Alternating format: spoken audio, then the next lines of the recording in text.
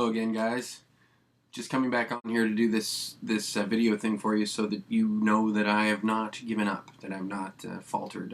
Well, I faltered a bit because I was having trouble coming up with a good idea for this week's vlog, and one of the things that I wanted to talk to you about a little bit. I spent some time recently with a couple of old friends of mine. A couple of 100,000 old friends of mine. My magic cards, and if you haven't figured out yet that I am a gigantic nerd, hopefully this will dispel any of your suspicions to the contrary. I've been playing things like Dungeons and Dragons, and I was into Cyberpunk, and he knew I liked. I don't think I'd started playing Vampire the Masquerade yet at that point. Here's this new game, and it's got spells and wizards and all kinds of crazy monsters and things like that going on with it, but it's a card game. Now, I knew from card games, I had played Pinochle. At first I was very, it's going to be weird, it's not going to be, well, that sounds boring. And it didn't really occur to me that there would be an interesting playable thing you could do with cards. I'd never been a card collector. I'd never gotten into baseball cards and football cards and all of that jazz. 1993? Huh. My mistake. Not 1991 at all. 1993. It still makes me feel a little bit old. Deck construction or blah blah blah blah blah. Yeah, that's. I just really wanted to make sure I had my timeline correct there. So in 1993, after I had already graduated from high school, apparently, I was in the comic book and game store, and Dan from Infinite Frontiers had told me about this new game. It was really exciting to him. It appealed to him because he was a collector. Recently been invited by a friend of mine to play this new format called Commander that all the kids are getting really excited about these days. It made me nostalgic for the earlier times, the simpler times, if you will, of when I would play this game and what I was doing and who I was with at the time. This kind of opened up new doors of new friendships and new relationships as far as that goes.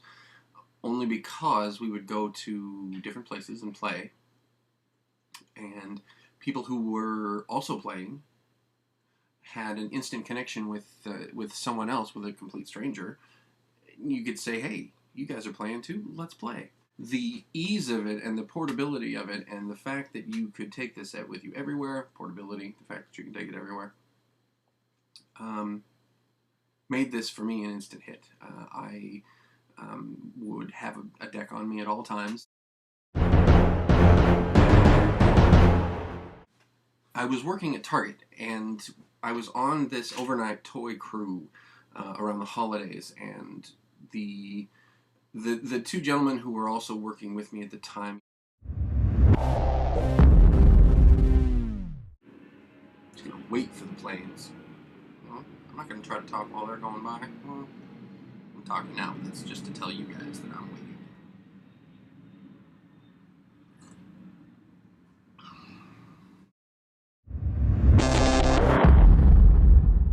We worked overnight, and at Target during the holidays, obviously the toy department would get just wrecked. It would get thrashed, and it was our job to take care of restocking and reorganizing and fixing everything up to make it look pretty again for the next day.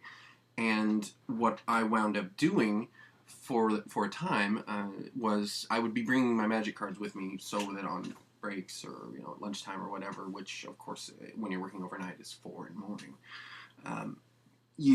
I could just look at them, organize them, try to build new decks, do whatever, and do something to pass the time, apart from, say, reading or standing over in the electronics department playing the video game demos.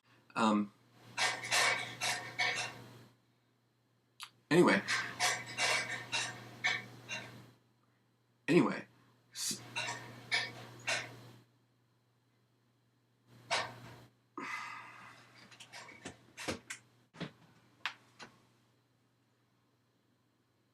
So I was playing with these cards on my breaks and shuffling through them and laying them out and playing sample games against myself just because I didn't have anyone else to play with.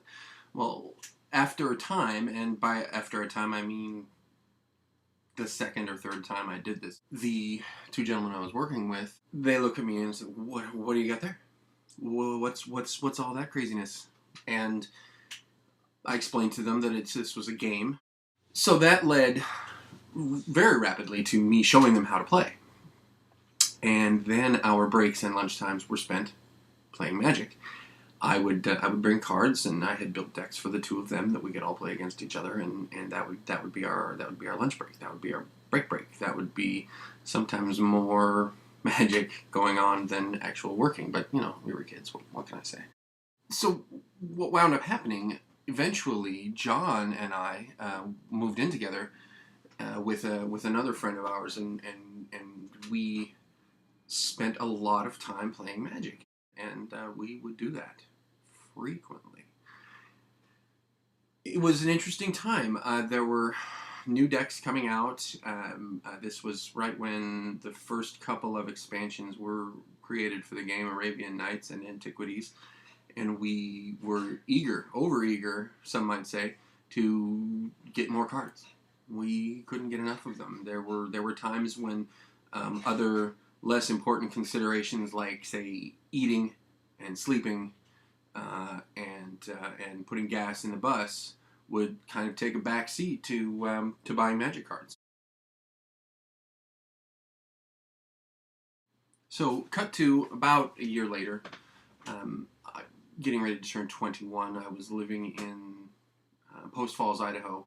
I had chosen one of my roommates when I moved from the Tri-Cities to Post Falls, specifically because he was a Magic player. We would, at every opportunity, play Magic. Every time he would get off work and come home, I would be waiting there because I had no car and not much else to do on my day off. Post Falls. We would play. As soon as he got in the door, I was like, "Okay, grab your deck." And this was in the earlier days. Back in my day when we played Magic.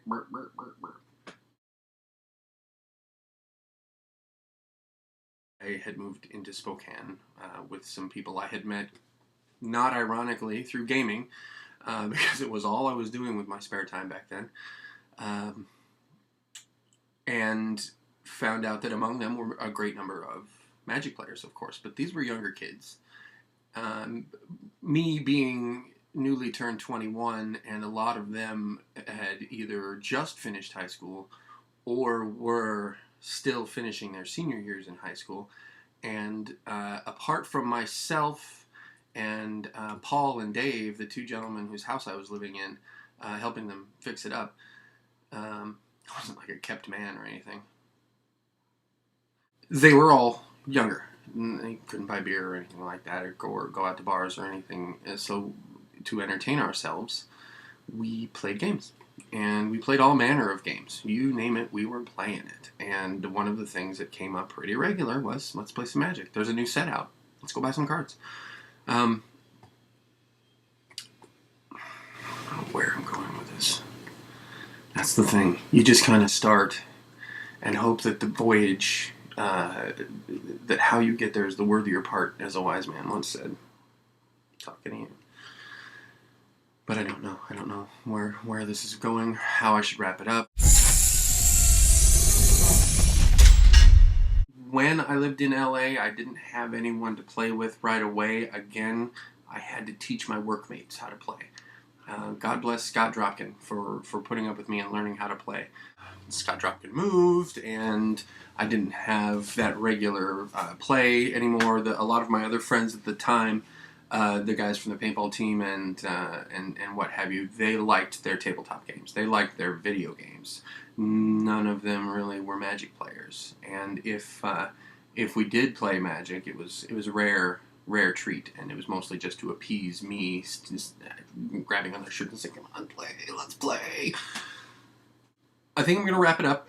I wanted to take this opportunity to put together a blog for you guys and let you know that there's more to come. I'm really enjoying this whole eyesight thing. So I'm going to get back to it now and see if I haven't lost the audio on this track like I did on the Bagelprise. Oh, thank you to everyone who's been watching. We made it into double digits for views on Bagelprise. And by we, I mean me and my technical crew. The book that tells me how to do all of this stuff. So, thanks for watching, and let's do it again real soon. Okay? Bye.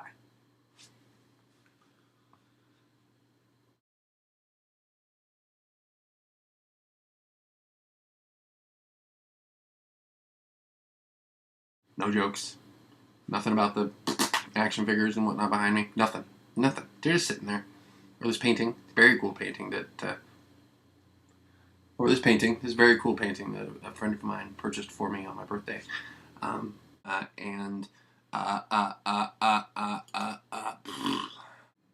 Way too much glare. And another plant. Now I can't read.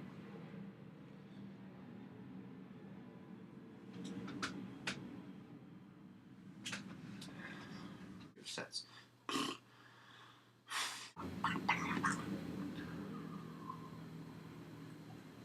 A gentleman keeps his pinky out whilst drinking.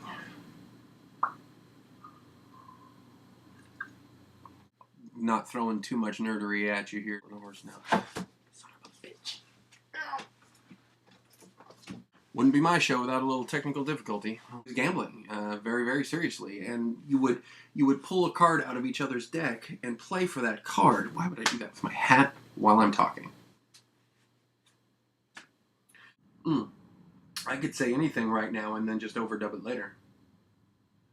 Tune in and watch us next Tuesday for a very, very special episode where I talk to Dave Grohl and Madonna. And this bit is old. Please hang up and try again.